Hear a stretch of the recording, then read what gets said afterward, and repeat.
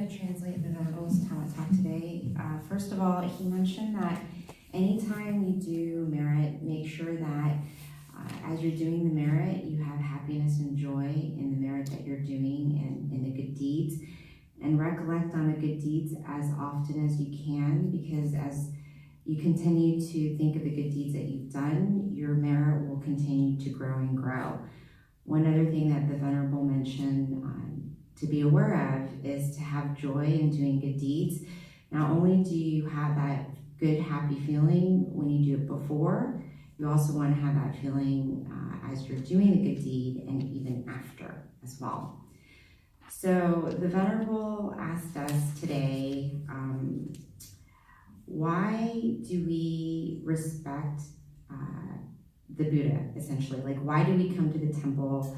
Why do we respect the Buddha? Because ultimately, the Buddha has taught us in his teachings what permanent happiness is and how to achieve it. And when we come and pay respect to the Buddha, essentially, we're paying respect to the triple gem. Well, what does that exactly mean? The triple gem includes the Buddha, the Dhamma, and the Sangha. We respect the Buddha because the Buddha has so many great qualities, and you respect someone who has good qualities that you can learn from and adapt for yourself. You see the good things in the qualities of people that you want to have and implement for yourself. So the Buddha had so much of these qualities such as wisdom, purity, and compassion. The Buddha was so wise that he was able to see everything in a very big picture. So wise that it was very hard for him to find teachers to help him learn because he had so much wisdom. He many times would teach those teachers and the teachers' disciples. He had so much wisdom in him. He was pure in body, speech, and mind. And in addition to that, had so much compassion to share the world.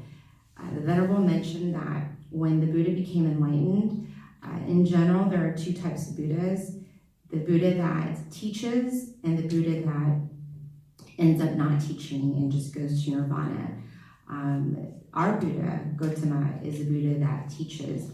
He taught because he had compassion and wanted to share his knowledge to the world. There are other Buddhas who might not teach because they feel that teaching people is pointless because there's so much defilements in their mind that they're just not going to learn and it's just a waste of their time. But our Buddha, this was not the case. He ended up teaching because he has this compassion.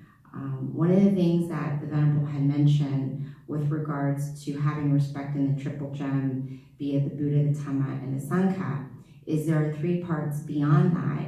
You've got the superficial, you've got the intermediate, and then you've got the advanced. With regards to his Dhamma talk today, he's just talking about the higher level, since we just don't have enough time to go into the intermediate and the advanced.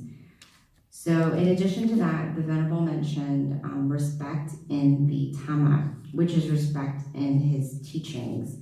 One of the examples that the Venerable had mentioned is recently with regards to respect in teachings in general. Recently in Thailand, we had a pilgrimage walk with all of the monks at the center, and this was to show gratitude and respect in the teaching of our teacher, Luang Pu Sut, and this is just an example of having respect in teachings.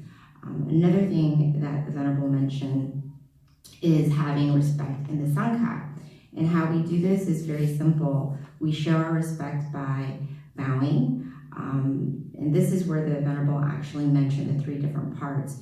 So with respect to the Sangha, you can show this by simply bowing, which is the first. Intermediate would be learning the teachings, and then advanced would be actually practicing the teachings. So this is an example of how you can break it down into three different parts. And with this, coming to the temple, we essentially come to the temple to collect merit, which is the teachings that we've learned. So many of us that come here, we're actually at the intermediate and advanced in terms of showing respect, learning the teachings, and actually doing the teachings. Not only respect for the Buddha, but also for the Dhamma and also for the Sangha. And in the end, what do we get from this? We get merit, we get having wisdom into seeing the reality as it truly is, into doing good deeds and finding happiness for ourselves, and implementing the good qualities of our teachers, the Buddha and the Dhamma and the Sangha. So at this time, I turn it back over to our venerables who give us blessings.